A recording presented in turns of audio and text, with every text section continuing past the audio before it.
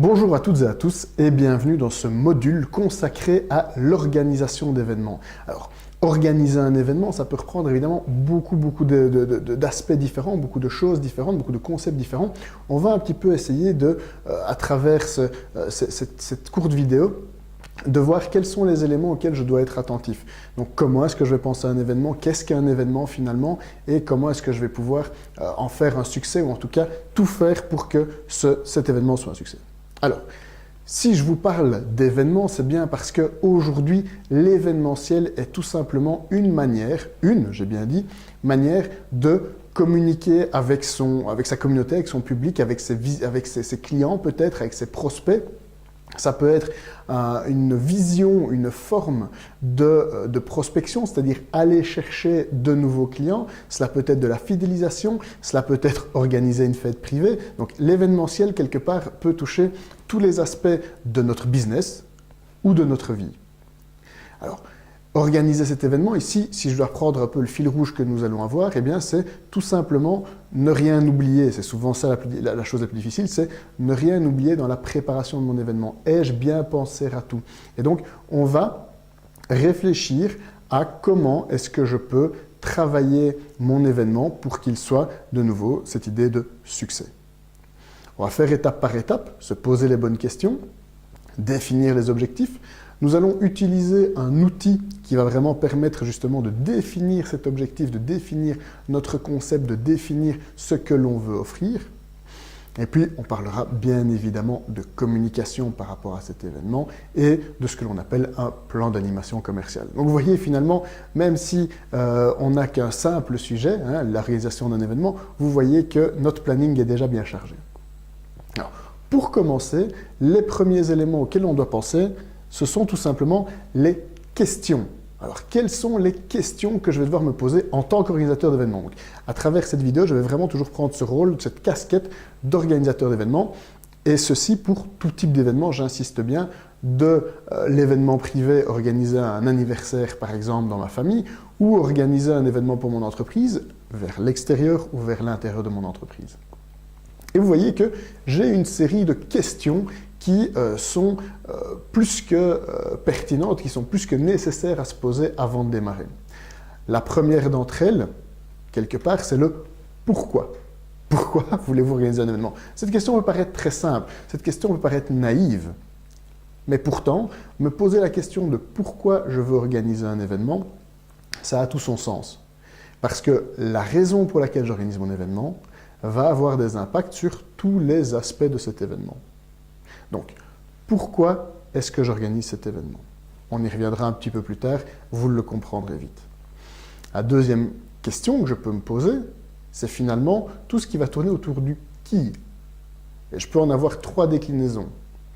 Qui va organiser? Qui va travailler? Est-ce que c'est vous qui allez le jour J être dans tous les coins et vous occuper de tous les détails? Ou allez-vous avoir une équipe?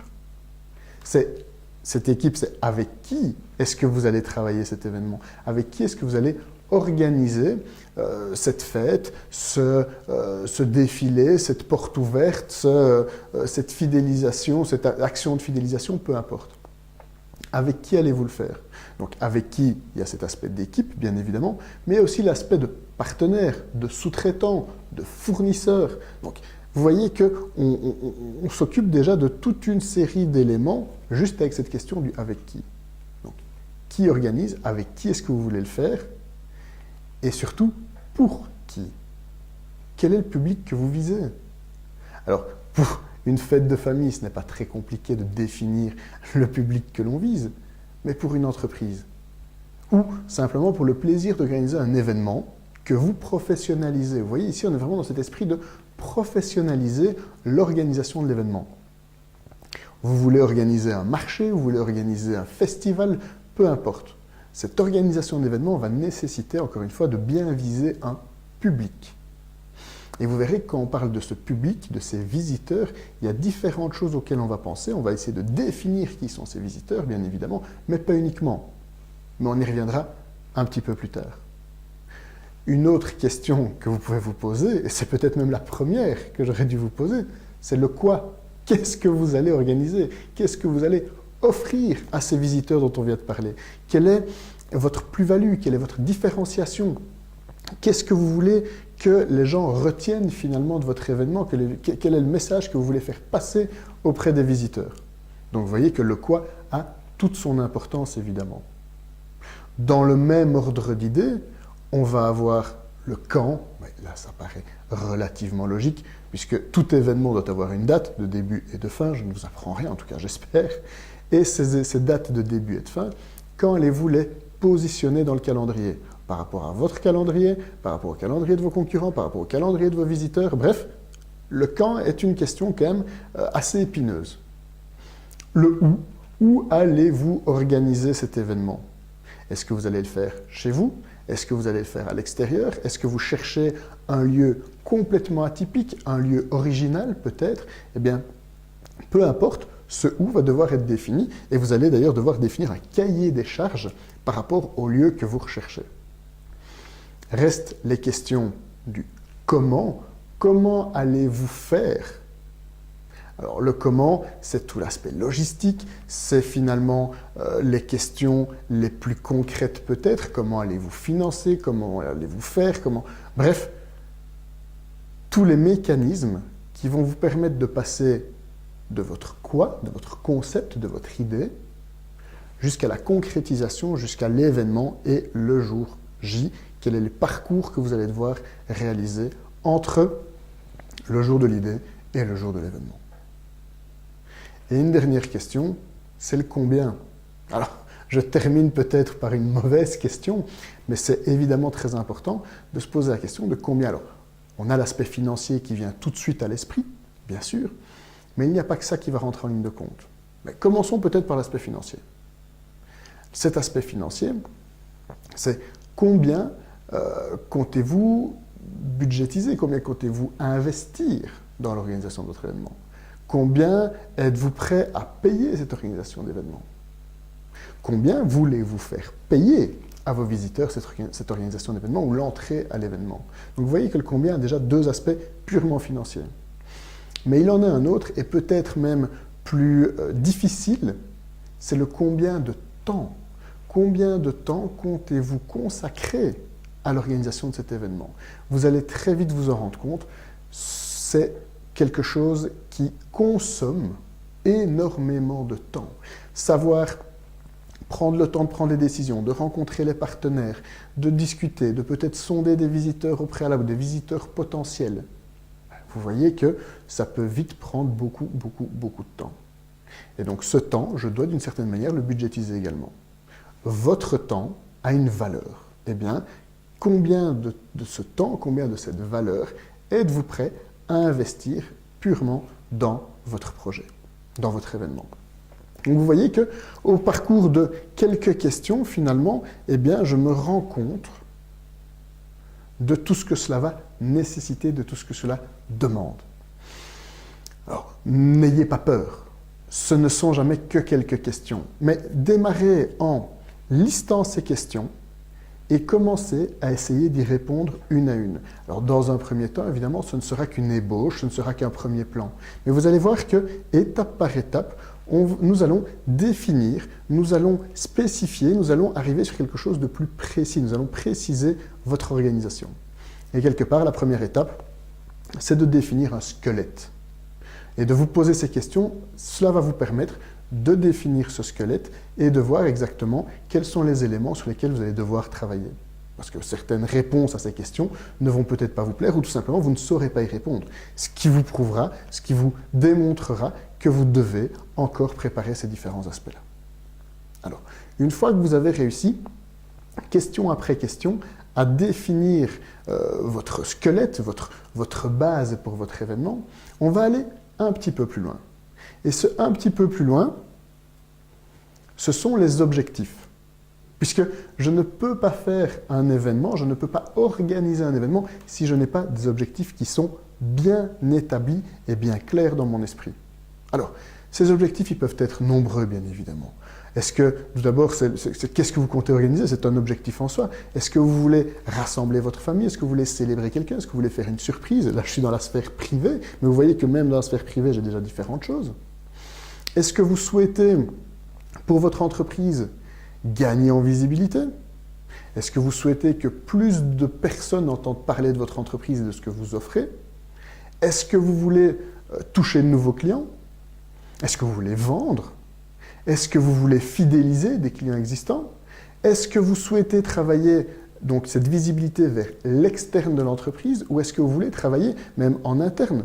Est-ce que vous voulez organiser un team building? Est-ce que vous voulez resserrer les liens? Vous voyez, c'est un objectif bien clair en disant, eh bien, je souhaite organiser un événement pour la simple et bonne raison que je sens mon équipe peut-être un petit peu difficile, où je veux remercier mon équipe, je veux remercier des collaborateurs, je veux remercier des collègues, puisque dans une entreprise, dans une structure d'entreprise, nous allons parler de clients internes, ce sont les autres départements. Eh bien, mon objectif dans ce cas-là peut être de vouloir me faire connaître auprès de ces autres départements, transformer ces autres départements, ces autres clients en ambassadeurs de la société, m'assurer que tout le monde ait la même philosophie, ait la même vision des choses, aille dans la même direction et travaille pour aller dans cette direction. Donc, l'objectif est à définir et est extrêmement important. Même chose, est-ce que votre événement, c'est un événement dit commercial, c'est-à-dire je veux un événement rentable qui va ramener de l'argent à mon entreprise ou à mon projet? Ou est-ce que c'est un événement qui n'a pas de vocation commerciale, pas de vente, pas de rentrée d'argent, mais tout simplement, je vous le parlais de visibilité, eh bien, cet aspect de publicité. Je pourrais presque, au sein d'une entreprise, parler soit d'un événement publicitaire, soit d'un événement commercial vendeur. Donc, j'ai vraiment ces deux philosophies, presque ces deux concepts qui peuvent s'opposer. Mais si je reprends la définition de mes objectifs, je reviens évidemment un peu plus tôt aux questions que je me pose, c'est le pourquoi et le quoi. À la limite, le qui. Donc, vous voyez que je retouche déjà à beaucoup de choses juste en définissant mon objectif. Et définir un objectif me permet d'avoir des étapes plus précises qui se dessinent devant moi. Donc, je reprends par rapport à la définition d'un objectif. Pourquoi est-ce que vous le faites? Pour qui est-ce que vous le faites? Ce sont des objectifs. Est-ce que vous faites une fête privée pour remercier, rassembler, mettre en avant, fêter, surprendre? Est-ce que votre événement, c'est un événement tout simplement commercial? Je veux attirer un maximum de monde pour qu'ils payent une entrée et ou qu'ils consomment sur place et que cela me rapporte de l'argent? Ou est-ce que c'est un événement d'entreprise qui a pour objectif d'être visible par le plus grand nombre, de remercier des clients existants, de toucher de nouveaux clients, de fidéliser, de s'assurer que tout le monde au sein de l'entreprise travaille de la même manière, et ou de ressouder mon équipe. Donc, j'ai différents objectifs possibles avec mon événement, à moi, en tant qu'organisateur, et je pourrais même utiliser le terme d'organisateur principal, si vous voulez, la tête pensante de cet événement, eh bien, je dois avoir cette vision. Si je n'ai pas cet objectif, si je n'ai pas cette vision, je vais coincer à un moment ou à un autre. Je pense avoir utilisé le terme de valeur un peu plus tôt. Avoir une valeur pour son entreprise, ou pour son événement plutôt, va être extrêmement important. Je parlais d'un message que vous vouliez faire passer. Eh bien, quelle est la valeur qui définit, qui prévaut, qui soutient votre événement? Est-ce que c'est une valeur, je reviens à un terme d'objectif, mais est-ce que c'est une valeur humaine? Est-ce que c'est une valeur caritative? Est-ce que c'est une valeur environnementale? Parce que tout ça va avoir des impacts aussi. Donc, comment vais-je définir mon événement? Et pourquoi? Donc, on en revient à l'objectif. Donc, j'ai une série de questions qui me permettent de dégrossir vraiment l'organisation, la pensée, la structuration de mon événement. Pourquoi, quoi, qui, avec qui, pour qui, combien, quand, où. Toutes ces questions me permettent d'avoir une première base, une première couche de mon organisation. La deuxième, c'est de pouvoir me nourrir finalement des réponses à ces questions pour définir des objectifs qui sont bien clairs et qui sont suffisamment précis. Combien de personnes est-ce que je souhaite toucher? C'est un objectif. Donc vous voyez que j'ai des objectifs en termes de rentabilité peut-être, de visibilité peut-être, ou des objectifs qui sont plus fins, me faire connaître ou autre, mais enfin ça j'ai déjà cité. Ou alors tout simplement, je veux toucher tel nombre de personnes. Une fois que j'ai défini mon objectif, j'ai ma deuxième couche qui vient se mettre. Et c'est déjà plus facile en tant qu'organisateur de savoir où l'on va. Pour s'assurer qu'on a bien pensé à tout, on va devoir aller encore un petit peu plus loin. Et pour cela, je vous propose d'utiliser un outil pour lequel plutôt je me suis inspiré d'un outil bien connu en stratégie d'entreprise qui s'appelle le Business Model Canva et qui permet de structurer son entreprise, sa stratégie. Eh bien, j'ai adapté ce format, ce Canva, à de l'événement, à de l'événementiel.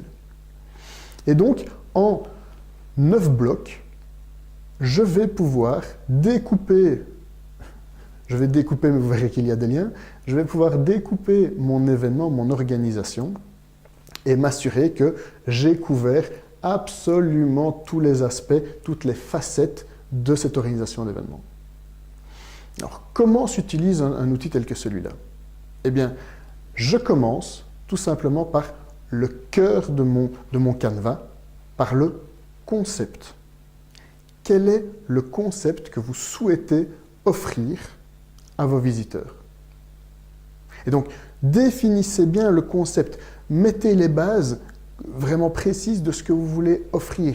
Donc, vous voulez offrir un événement, un festival, je vais prendre cet exemple-là pour changer un petit peu. Vous voulez organiser un festival, très bien, mais un festival de quoi? Qui va proposer quoi exactement? Qui est sous-tendu par quelles valeurs? Je reviens à ce que je disais juste avant. Est-ce que vous avez des valeurs environnementales, des valeurs humaines, des valeurs caritatives, peut-être des valeurs sociales, qui définissent des valeurs équitables, éthiques, qui définissent l'organisation de votre événement? Et vous allez voir que cela a des impacts sur un peu tous les aspects de mon canevas. En quoi est-ce que votre concept est différent des autres? Vous devez, comme pour n'importe quelle, je vais dire, vision commerciale, et je prends le commercial au sens très très large, pour quelque vision entrepreneuriale que ce soit, savoir qui sont vos concurrents. Je vous entends déjà me dire, vous savez, ce ne sont pas vraiment des concurrents, on ne fait pas exactement la même chose, cela pourrait même être des partenaires, tant mieux. Mais par rapport à vos partenaires, appelez-les comme vous voulez, dans ce cas-ci, je les appellerai vos concurrents.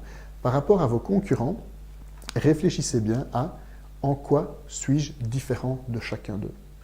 N'hésitez pas évidemment à vous inspirer de ce que vous trouvez extrêmement bien pensé, extrêmement bien organisé chez eux. Identifiez peut-être les faiblesses qu'ils peuvent avoir pour justement vous positionner par rapport à cela.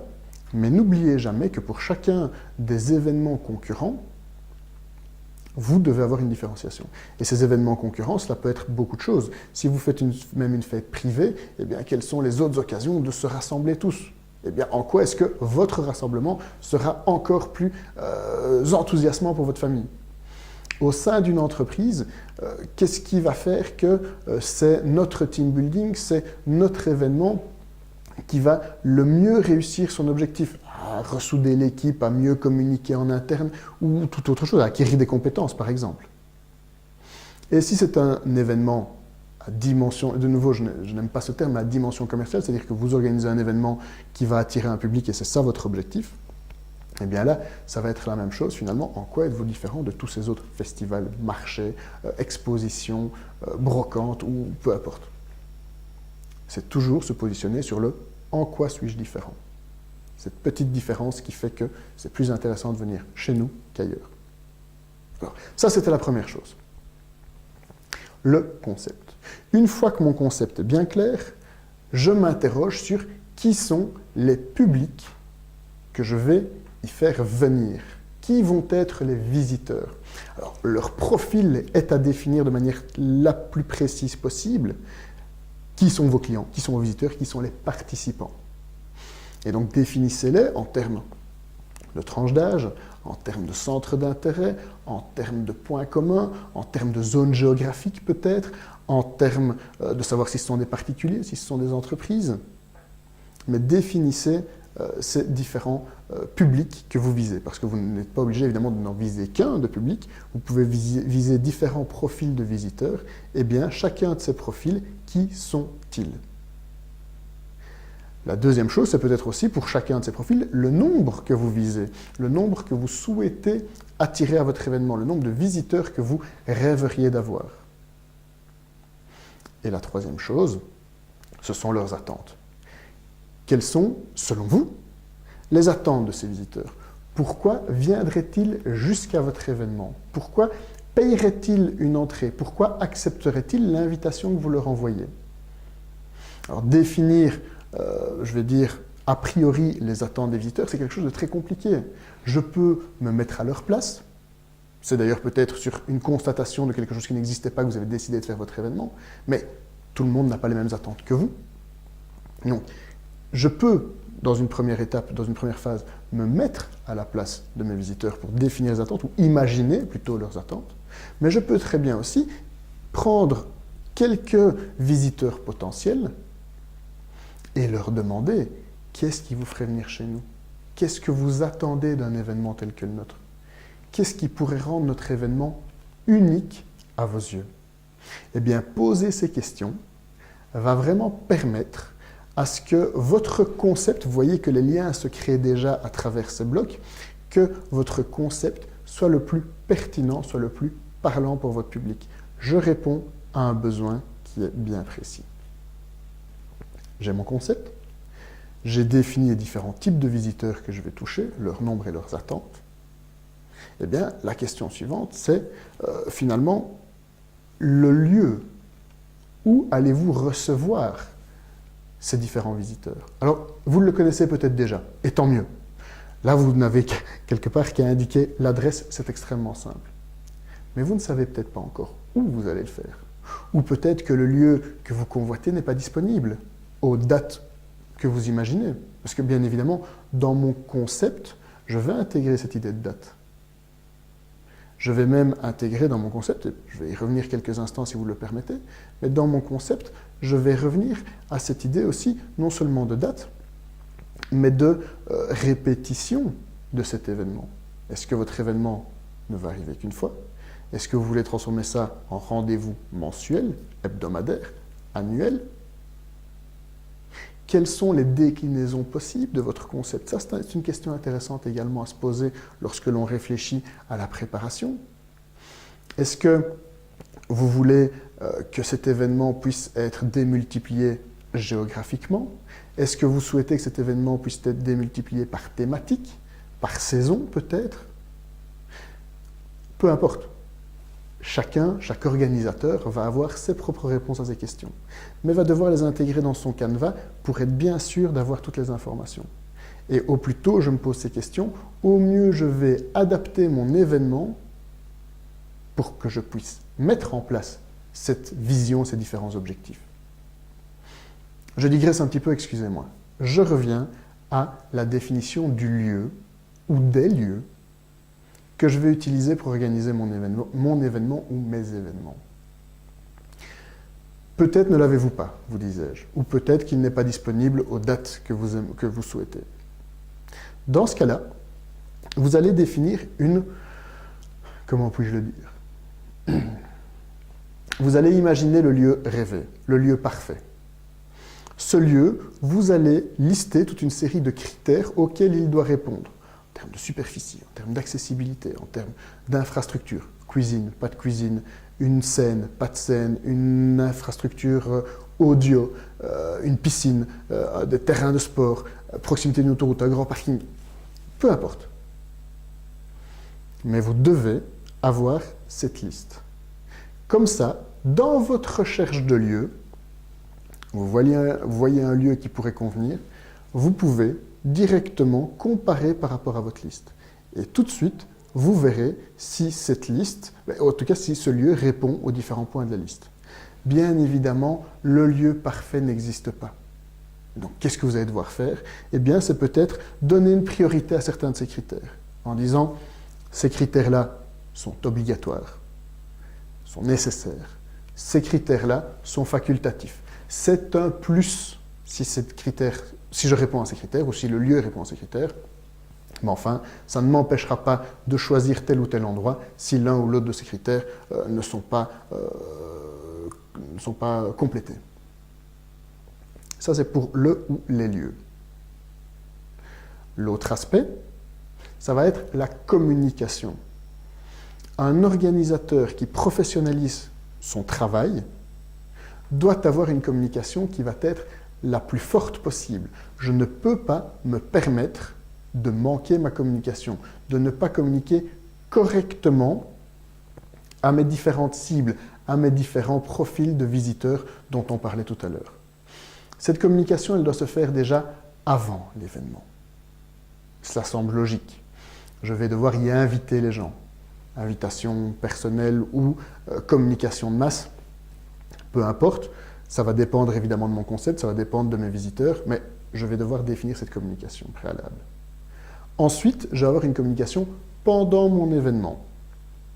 Parce que ça va faire vivre, je vais impliquer les visiteurs, je vais faire vivre cette dynamique, je vais faire vivre ma communauté, parce que finalement mes visiteurs sont une communauté. Eh bien cette communauté, je vais la faire communiquer, ce qui me donnera une visibilité complémentaire en plus. Et si mes événements sont à répétition, une visibilité sur un premier événement, eh bien aura des impacts évidemment pour la suite. Et enfin, j'aurai une communication a posteriori. Une fois mon événement terminé, je dois continuer à communiquer vers mes visiteurs. Pourquoi? Parce que au plus longtemps je les garde dans mon univers, au plus j'augmente la probabilité qu'ils reviennent à un de mes événements, qu'ils parlent de mes événements, et surtout qu'ils se sentent importants et surtout faisant partie de ma communauté. Cette communauté, quelque part, c'est votre base. Les visiteurs, vos visiteurs sont une communauté que vous allez devoir entretenir au fur et à mesure. Et donc, après votre événement, continuer à entretenir, en termes de communication, ce public. Donc, vous voyez que le concept, qu'est-ce que vous offrez, en quoi vous êtes différent, les dates, la récurrence peut-être, les thématiques possibles, les déclinaisons possibles. Vos visiteurs, en termes de profil, les différents profils, leur nombre, leurs attentes, le ou les lieux que vous allez pouvoir utiliser, et enfin la communication, vous voyez que finalement ces différents blocs commencent vraiment à constituer, c'est le puzzle qui commence à construire votre événement, votre projet d'événement. Et c'est loin d'être fini. Ensuite, nous allons avoir un aspect de relation. Je vous ai parlé de communauté. Donc créer cette communauté autour de mon événement me permet de m'assurer une base de visiteurs pour la suite. Alors, cette relation, comment est-ce que je vais pouvoir la construire? Eh bien, je peux la construire de nouveau avant mon événement, pendant mon événement et après. Avant, avec des invitations. Au plus l'invitation va être personnalisée, au plus la personne qui va le recevoir va se sentir importante et désirée et invitée quelque part à mon événement. Et j'ai donc tout intérêt à pouvoir avoir ce format d'invitation. Alors que ce soit une invitation papier, une invitation par email, une invitation en 2 dimensions, donc un carton d'invitation, ou en 3 dimensions, on peut voir des choses absolument incroyables, des invitations à monter soi-même, un peu comme certains géants du meuble. Mais cette invitation va me permettre de toucher mon public. Donc on est encore dans cet aspect de communication. Je vous l'ai dit, invitation personnalisée ou invitation de masse. Invitation papier ou invitation par mailing, invitation par téléphone, invitation en face à face, peu importe. En fonction du public visé et du nombre de visiteurs également, je vais évidemment utiliser des techniques d'invitation qui sont différentes. Toujours dans cet esprit d'implication de mes visiteurs, eh bien, lorsqu'ils sont à l'événement, voire même lorsqu'ils arrivent à l'événement, je vais pouvoir leur offrir ce que j'ai appelé ici des goodies. Ce sont tout simplement des petits cadeaux. Gadgets publicitaires ou non d'ailleurs, un sac de bienvenue, un welcome pack, ou justement pour le départ, les gens qui s'en vont, qui repartent avec un souvenir d'une certaine manière, eh bien ces goodies vont permettre à une relation de se créer entre mon concept d'événement, ma marque d'événement, et mon public cible ou mes publics cibles. Cela peut même être simplement des photos que l'on prend lors de l'événement et qu'ils repartent avec. Cette idée de cadeau concret a toute son importance, croyez-moi. Et enfin, dans le suivi, le type de suivi que je vais mettre en place, que ce soit un remerciement général envoyé à tous les participants ou des photos peut-être ou des vidéos ou un after-movie de votre événement, tout cela va créer cette relation, va garder votre public. Et puis je vous l'ai dit, cette communauté, si vous l'utilisez, si vous la nourrissez au fur et à mesure, elle va continuer à grandir et vous pourrez vous baser sur cette communauté pour votre prochaine édition et ou votre prochain événement. Nous sommes toujours dans cette partie droite, telle qu'on peut l'appeler, de notre Canva, qu'on pourrait même considérer comme la partie de création de valeur. Et on va commencer à parler finance. Puisqu'on parle de valeur, j'arrive à l'aspect financier. Et donc, on va pouvoir intégrer ici également tout ce qui sont les flux de revenus, les revenus au sens large. C'est-à-dire, quelles sont les rentrées d'argent envisagées pour votre événement. Est-ce que vous allez faire payer l'entrée ? Est-ce que vous allez compter sur des subsides peut-être, sur des sponsors? Est-ce que vous allez avoir des ventes d'objets de catering ou peu importe sur place? Est-ce que vous allez louer des emplacements à d'autres? Tout ça sont des sources de rentrée possibles. Est-ce que vous allez faire de la publicité sur votre événement pour d'autres événements ou pour d'autres entreprises? Donc vous voyez que tout ça peut avoir un aspect de rentrée. Évidemment, je n'ai pas toujours une volonté de faire des rentrées d'argent pour un événement que j'organise. Si j'organise un événement familial, il est évident que mon objectif n'est pas de gagner de l'argent sur les membres de ma famille. Mais je peux demander une participation, je peux demander que chacun prenne en charge certaines choses. Donc je vais, comme ça, de cette manière-là, pouvoir équilibrer mes comptes d'une certaine manière. Vous pouvez aussi imaginer le budget que vous êtes prêt à mettre. Et c'est même une question importante en tant qu'organisateur d'événements. Lorsque j'organise, je dois savoir qu'est-ce que ça va me coûter. Ça, on y reviendra après. Mais dans qu'est-ce que ça va me coûter, c'est quelle est la partie que moi, je vais pouvoir mettre. Quel est l'apport que je vais pouvoir faire à mon événement, à l'organisation de mon événement. Parce que souvent, les premières éditions vont coûter de l'argent. Alors, tout dépend évidemment de ce que j'organise, mais il m'arrive souvent d'organiser des événements qui finalement vont ne pas me rapporter de l'argent, en tout cas pour la première fois. Et il va peut-être falloir une deuxième ou une troisième édition pour éponger cette petite perte, ou en tout cas pour pouvoir mettre à zéro cet apport que vous aviez fait à l'origine. Eh bien, cela doit être prévu. Si je n'y réfléchis pas suffisamment à l'avance, je vais avoir des surprises ou je ne saurais peut-être pas organiser tel que je le souhaitais. Cette idée de savoir l'argent que je peux perdre, je suis désolé de ce terme, mais cela peut arriver, l'argent que je peux perdre, ou en tout cas le budget que l'apport que je suis prêt à mettre, si je n'ai pas cette idée-là, ça va être difficile peut-être de me dire ce que je peux ou ce que je ne peux pas faire. Une fois que vous avez ce montant, vous allez peut-être voir que finalement votre canevas, votre modèle est un petit peu déséquilibré et vous allez peut-être devoir revoir vos ambitions, peut-être un petit peu à la baisse pour une première édition, ou vous allez devoir être créatif et imaginer d'autres rentrées financières potentielles. Donc, vous voyez qu'on pense vraiment à tout l'aspect valeur sur ce côté-ci, je vais dire, du modèle que nous utilisons ici. J'ai mon concept, j'ai les visiteurs, les différents profils et leurs attentes que j'ai définis. Comment vais-je communiquer? Dans quel lieu vais-je les accueillir?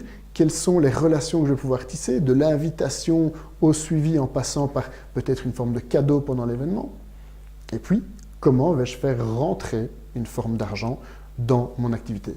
Quoique, on pourrait aussi parler de revenus en termes de notoriété, de visibilité.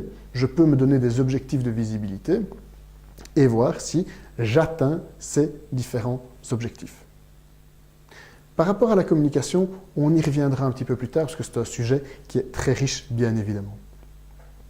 On va passer de l'autre côté de notre canevas, qui est peut-être moins enthousiasmant, mais qui a un aspect très concret. On arrive dans l'aspect logistique. Et vous le voyez, j'ai aussi bien les ressources dont j'ai besoin que ce que je vais proposer en termes d'animation, le planning que je vais avoir, mais on va reprendre ces blocs de nouveau un par un. Tout d'abord, l'aspect d'activité, je vais l'appeler ainsi, à savoir les animations et le rétro-planning. En tout cas, c'est comme ça que je le présente dans l'outil. Alors, les animations, c'est qu'est-ce que je vais mettre en place pendant mon événement pour m'assurer que les visiteurs y passent un bon moment? Quelle est l'expérience que je vais leur faire vivre? En termes de concerts, en termes de conférences, en termes de jeux, en termes de rencontres, peu importe. Comment plutôt vais-je animer mon événement? L'autre aspect est peut-être plus procédurier, mais est tout aussi important. Je connais la date à laquelle je souhaite organiser mon événement. Je peux lister toutes les tâches qu'il me reste à réaliser pour que mon événement se passe bien. Eh bien, je vais, pour chacune de ces tâches, imaginer la durée potentielle et je vais me faire un rétro-planning, c'est-à-dire que je vais partir de la date de mon événement et je vais reculer pour voir si c'est toujours réaliste. Parce que je vais voir la durée de chacune des tâches que je dois encore faire et l'ordre dans lequel elles vont devoir s'agencer. Une fois que j'ai tout ce parcours, je pourrais me dire, ok, je sais quel est l'effort en termes de temps que je vais devoir investir et je vais surtout voir si ça reste réaliste d'organiser à la date que je m'étais fixée ou s'il vaut mieux peut-être revoir cette date ou revoir certains aspects pour réduire les délais d'organisation. Pour l'animation, c'est le plus festif, c'est peut-être là que vous allez le plus vous amuser, être les plus créatifs pour proposer des animations qui changent à vos visiteurs, des choses qu'ils n'ont pas l'habitude de voir, des choses, vous savez, qui ont une valeur pour eux ou qui les intéressent peut-être plus, et donc pouvoir de nouveau leur faire vivre quelque chose qui va les marquer le plus longtemps possible et les garder dans votre univers le plus longtemps possible. Pour pouvoir réaliser cela, pour avoir ce rétro-planning, pour pouvoir accueillir ces animations, vous allez avoir besoin de ressources. Ces ressources, elles peuvent prendre beaucoup de formes différentes également. Alors, cela peut être des ressources matérielles, j'ai besoin d'un lieu, j'ai besoin d'une scène, j'ai besoin de barrières, j'ai besoin de stands, j'ai besoin d'un catering, j'ai besoin de stock, en termes de tickets, en termes de boissons, en termes de produits à vendre. J'ai besoin de ressources humaines. Seul, vous n'y arriverez pas.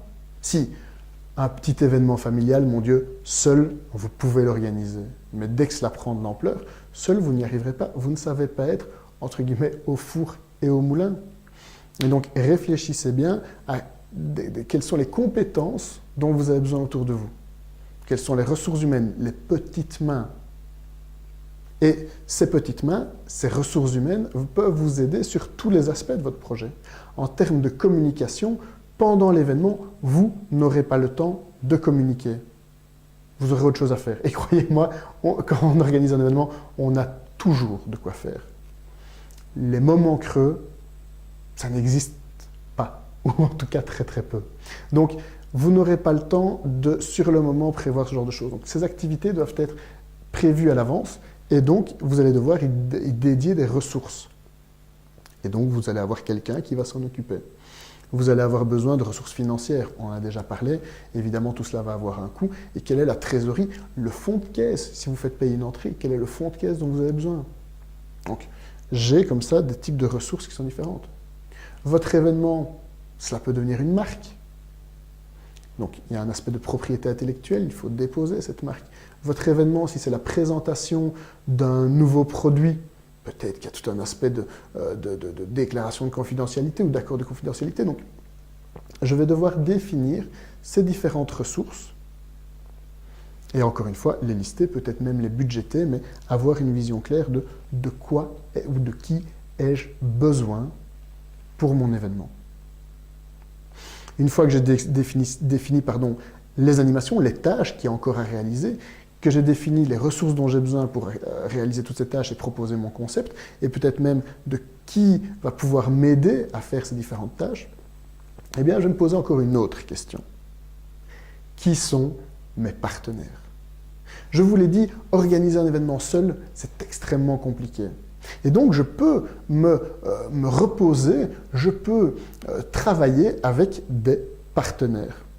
Ces partenaires peuvent être de plusieurs types, mais ce qui définit un partenaire, c'est quelqu'un ou un organisme, une organisation, qui peut vous aider sur l'un des aspects de votre événement, de votre projet, de votre activité.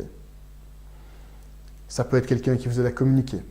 Ça peut être quelqu'un qui vous fournit, mais qui vous crée peut-être des goodies, qui va s'occuper de vos invitations, qui va avoir une communication peut-être concrète que vous ne pouvez pas prendre en charge et qui vont pouvoir le faire. C'est peut-être des gens qui vont pouvoir vous mettre à disposition des ressources.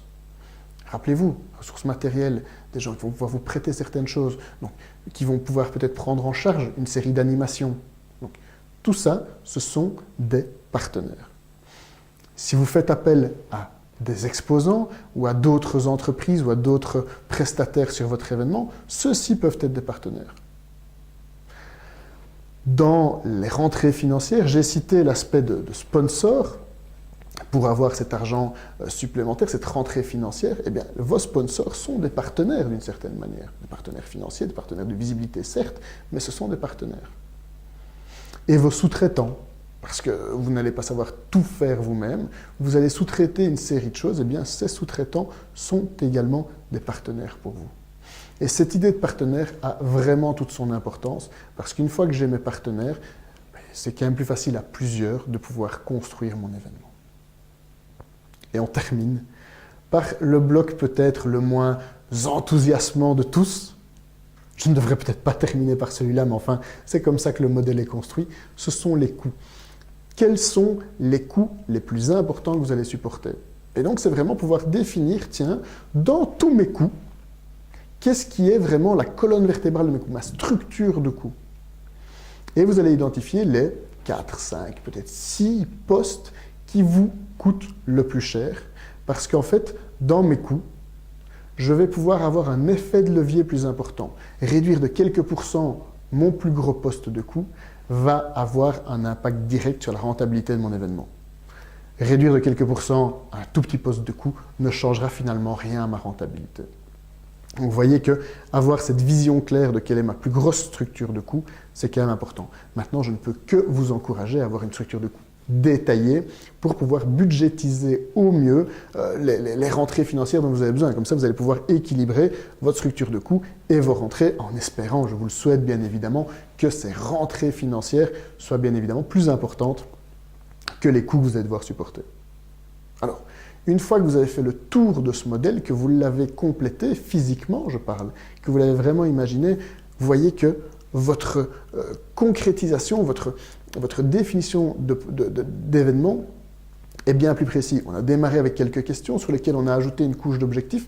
J'ajoute mon outil et là, j'ai vraiment quelque part ma structure complète qui va pouvoir apparaître. Et pourtant, ce n'est pas encore fini. Le rôle d'organisateur d'événements, évidemment, nécessite énormément de choses et vous le voyez, cela se construit petit à petit. Et cette construction, eh bien, elle se fait dans le temps. Je vous l'ai dit, vous pouvez avoir un événement qui est unique, un one-shot, comme vous pouvez avoir des événements qui sont récurrents. Eh bien, pour avoir une organisation qui est la plus efficace possible, je vais planifier mes événements sur 1 an, peut-être même 2 ans, hein, si vous avez des événements annuels. Eh bien, cela va vous permettre de pouvoir organiser directement plusieurs éditions. Alors pourquoi? Parce qu'en termes d'investissement en temps dans l'organisation, ce sera bien plus facile, puisque je vais pouvoir avoir des économies, on va parler d'économies d'échelle quelque part à ce niveau-ci, mais en termes de temps. Et la deuxième chose, c'est que négocier avec des fournisseurs ou avec des sous-traitants, ou avec même des exposants ou des partenaires, est plus facile quand on a une vision à plus long terme. Ce qui paraît évident en disant, eh bien, nous ne travaillons pas sur un événement, nous travaillons sur plusieurs événements. Cette vision dans le temps vous permet de, encore une fois, garder le cap. Je vous ai parlé d'avoir une vision par rapport à votre événement, par rapport à vos objectifs. Eh bien, même chose, garder cette vision sur une certaine période va vous faciliter l'organisation. Vous allez voir qu'une première édition demande énormément d'énergie et qu'au plus évidemment vous l'organisez, au moins l'énergie nécessaire va être importante. Maintenant, ne vous leurrez pas, ça demande toujours de l'énergie et ça demande toujours du temps. J'ai mes différentes couches, J'ajoute à ça une vision, quelque part, qui va englober cela, qui va peut-être encore me permettre de mieux guider à travers mes 9 blocs. Si je reviens à l'outil précédent, ces différents blocs et les liens que je vais avoir entre les différents blocs, cette vision va me permettre de faire évoluer mon modèle. Et puis j'arrive à un aspect très concret, qui finalement se prévoit longtemps à l'avance, mais arrive relativement tard dans mon organisation. De quoi est-ce que je parle ? Eh bien, tout simplement de la communication. Je vous l'ai dit dans le modèle en disant, eh bien, la communication se fait avant, la communication se fait pendant, et la communication se fait après. Mais vous devez avoir une communication qui va marquer les esprits, qui va donner envie aux gens de venir vous voir. Utilisez évidemment tous les relais que vous pouvez imaginer. Vos exposants, vos partenaires sont tout autant de relais en termes de communication. Si votre événement est ouvert au grand public, les agendas que l'on peut retrouver en ligne sont des pistes évidemment pour vous faire connaître, mais vous pouvez absolument tout imaginer. Vous voulez un crieur de rue qui annonce votre événement, eh bien faites-vous plaisir. Cela va marquer les esprits. Évidemment, je vous l'ai dit tout à l'heure, ma communication va être influencée, va dépendre du type de public que je vise. Si je vise des clients en tant qu'entreprise, je ne peux pas me permettre d'avoir quelqu'un qui hurle dans la rue, bien évidemment. Mais je dois penser à comment me faire voir, comment inviter les gens.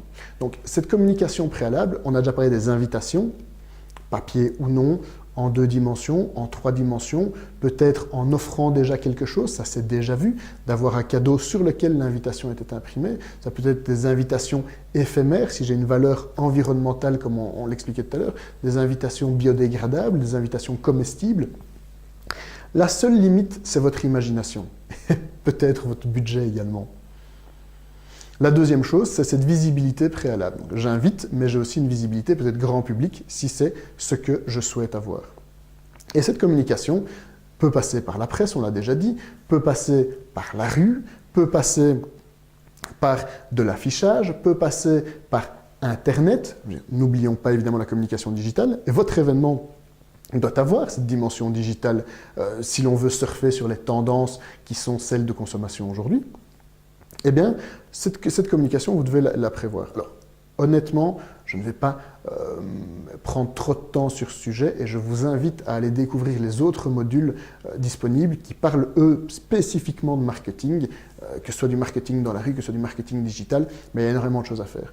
Juste par rapport à ce marketing digital, votre communauté, vous pouvez évidemment la faire vivre et la nourrir via les outils digitaux. C'est quand même ce qu'il y a de plus facile aujourd'hui. On a parlé de la communication pendant l'événement pour s'assurer que tout le monde participe bien à cette communication. Tous vos visiteurs, avec leur téléphone, sont finalement tout autant de relais de communication possibles. Imaginez si chacun prend une photo et la relaie. Vous faites un nouveau lancement de produit dans votre entreprise, les personnes, les participants à ce lancement de produit communiquent directement, font des lives Facebook, envoient des photos. Eh bien, évidemment, vous allez avoir une visibilité qui est absolument énorme. Et vous devez profiter de cette visibilité, bien évidemment. Vous l'aurez bien compris et ça paraît même évident. Donc, je communique avant, je communique pendant et j'implique vraiment mes visiteurs pour cette communication et je communique par la suite. Je remercie, j'envoie des images, je peux faire un relais vers la presse encore une fois ou vers mes partenaires en disant merci, voici les résultats de cet événement. Alors quand on parle de résultats, c'est un nombre de visiteurs, ça peut être un nombre de produits vendus, une quantité d'éléments consommés, peu importe. Mais c'est vraiment ces résultats chiffrés qui peuvent intéresser les gens. Bien évidemment, vos résultats financiers intéressent finalement peu les gens. Si, ils seront toujours intéressés, mais ce n'est pas ça l'objet d'une communication. Donc vous voyez que cette communication préalable, cette communication pendant l'événement, l'implication et cette communication a posteriori, c'est finalement un grand fil rouge en termes de communication et que je dois en tenir compte dans mon plan de communication que je vais faire vraiment là par contre au tout début, ou en tout cas au moment de la préparation de mon événement. Et au fur et à mesure, je vais réaliser ce plan d'action, ce plan de communication jusqu'à mon événement, pendant mon événement et après mon événement. Cette communauté que je crée, que je nourris après mon événement, eh bien, elle me servira de base pour ma communication préalable pour un événement futur. Alors, vous voyez qu'on a fait un tour assez complet, finalement, de cette organisation d'événements. On est parti de quelques questions, on y a ajouté des objectifs, un outil qui permet d'avoir cette vision complète. Ensuite, on a parlé de ce plan, cette vision sur un délai plus long, 1, 2, peut-être 3 ans, des outils de communication que l'on va pouvoir mettre en place. Alors, qu'est-ce qu'il nous reste? Eh bien, en tout cas, à moi, il ne reste qu'une chose. Si vous souhaitez un bon courage dans l'organisation de votre événement, d'avoir un maximum de créativité, n'ayez aucune limite, si ce n'est évidemment les limites, je vais dire, normales, mais dans votre esprit, n'ayez pas de limite. Vous adapterez votre canevas d'événements au fur et à mesure et en fonction des contraintes que vous allez avoir, mais surtout, d'ores et déjà, bloquez vos agendas, planifiez vos événements et qui sait, je l'espère, pourrons-nous nous y voir très prochainement. Je vous remercie et je vous dis à très bientôt pour un autre module.